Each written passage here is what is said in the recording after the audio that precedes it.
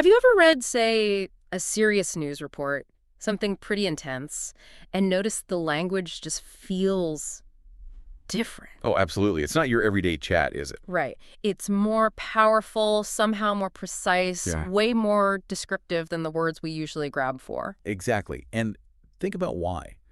When people are describing really extreme situations like the aftermath of a huge typhoon where a barrier lake bursts. Right, sending just tons and tons of water down. 91 million tons, Mhm. apparently. Enough to fill, 36,000 Olympic pools? When that happens, the language has to match the intensity. Yeah. We heard about people like Awa, the bookstore owner in Guangzhou, having to scramble onto the second floor of their shops because water just flooded in, like a tsunami. Wow. That kind of gravity needs stronger words, elevated language, you could say. And we should be borrowing that language. Why keep it just for disasters? Good point. We need words for, I don't know, big shifts at work, or maybe a personal win that totally surprised you, or even just describing a strong feeling. So our mission today, think of it as a shortcut. We're pulling out 5 really descriptive, high-impact words and phrases from these kinds of intense contexts. And putting them straight into your toolkit. Exactly. This is how you can level up your English, like right away. Okay, let's dive in. Maybe it'd start with how we talk about shock, that feeling of being overwhelmed, and the sort of recovery that comes after. Perfect. So our first one is the phrase reel from. That's R-E-E-L-F-R-O-M. In the situation we were just talking about, it was used to describe how residents were reeling from the destruction. Yeah, it came up a lot.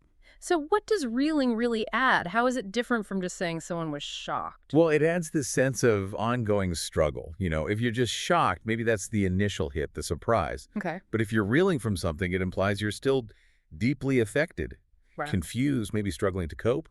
Like you're literally unsteady trying to get your balance back.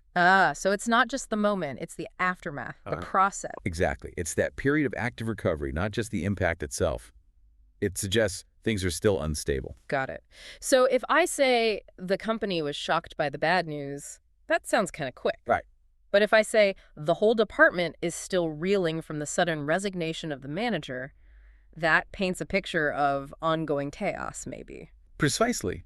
It tells you the situation hasn't settled down yet, operations aren't back to normal, it gives your description more weight. Yeah, I can see that, like in politics, maybe.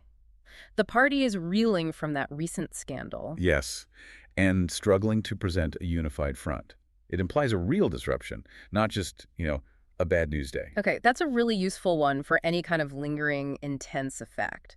Now, if you are reeling from something big, the next step is often figuring out what's missing, right? Makes sense.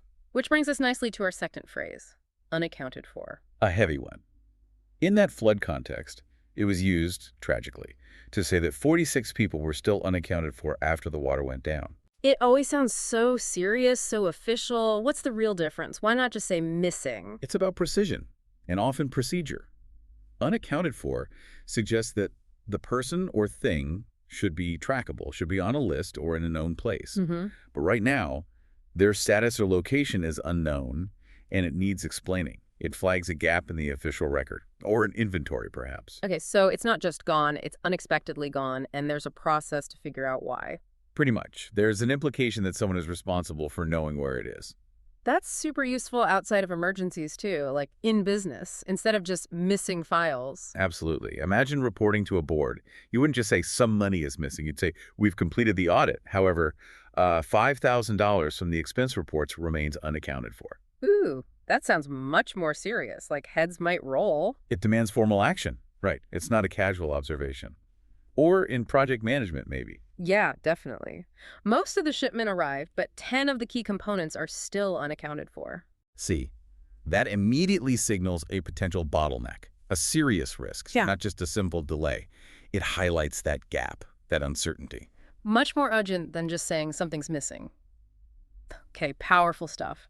Let's shift gears now from things being missing to things moving intensely. Right, like that water we mentioned. Exactly. The destruction happened because the water didn't just trickle in, it rushed in, and our next phrase captures that perfectly.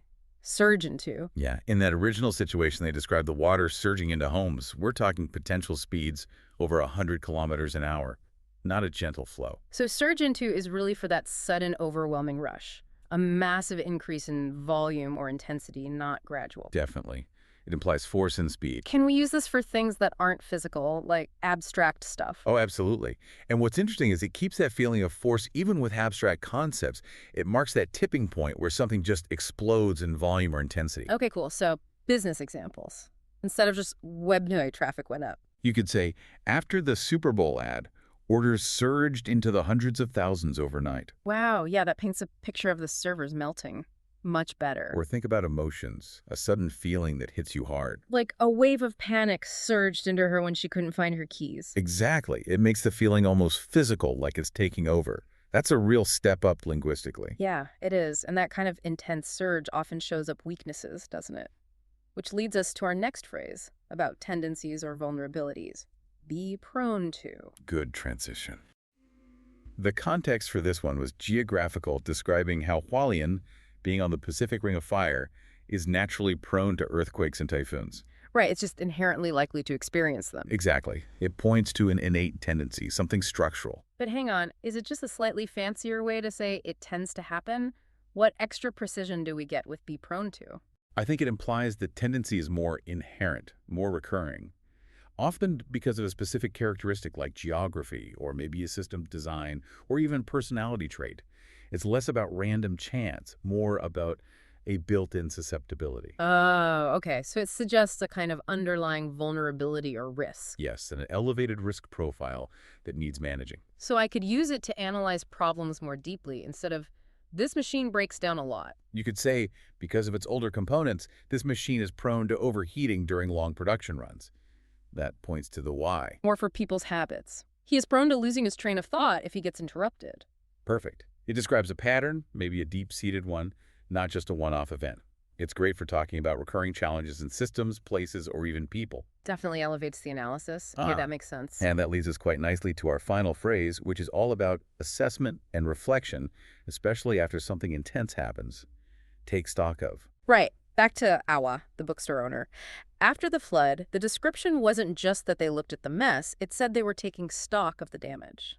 Key difference there. Yeah, it sounds much more methodical, like a proper inventory of the situation. That's exactly its utility. Yeah. Take stock of means you pause, you reflect, you do a really thorough check of your situation, your resources, your progress, whatever it is. Usually after something significant has happened or before you start the next phase. So it implies a deliberate, comprehensive review, not just a quick glance. Precisely.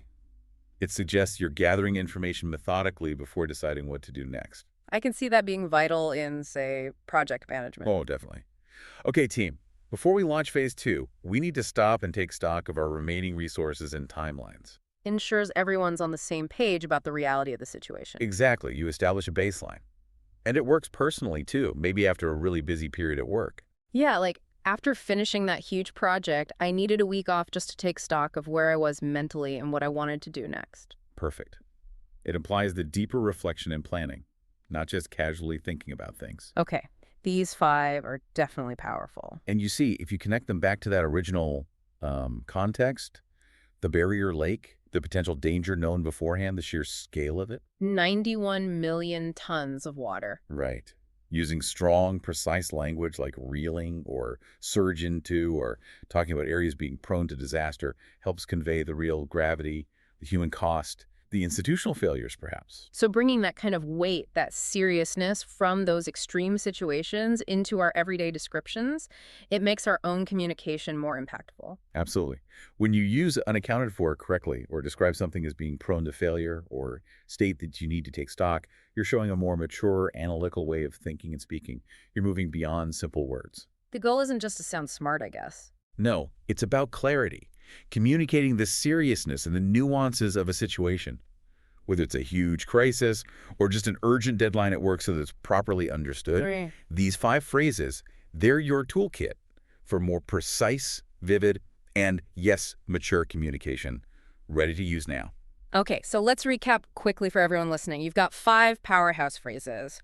Reel from, unaccounted for, surge into, be prone to, and take stock of. Our challenge to you is try using just one of them today. See how it feels, see how it changes the conversation or the email you're writing. And thinking about that last one, take stock of remember to apply it to your learning too. Just like, officials need to assess risks with things like barrier lakes. Apparently, Taiwan has dealt with 88 of them since the 70s. Wow, that many. Yeah, constant assessment is key. Do the same with your English. Pause sometimes. Take stock of your progress. What new words, maybe like these, have you really made your own? That's great advice. And hey, if you enjoyed this deep dive today, exploring this kind of vocabulary, please let us know. Yeah, we'd love to hear from you. We really enjoyed tailoring these sessions. So message us. Tell us what other tricky topics or types of vocabulary you want us to break down next time. We're always curious about what you want to focus on.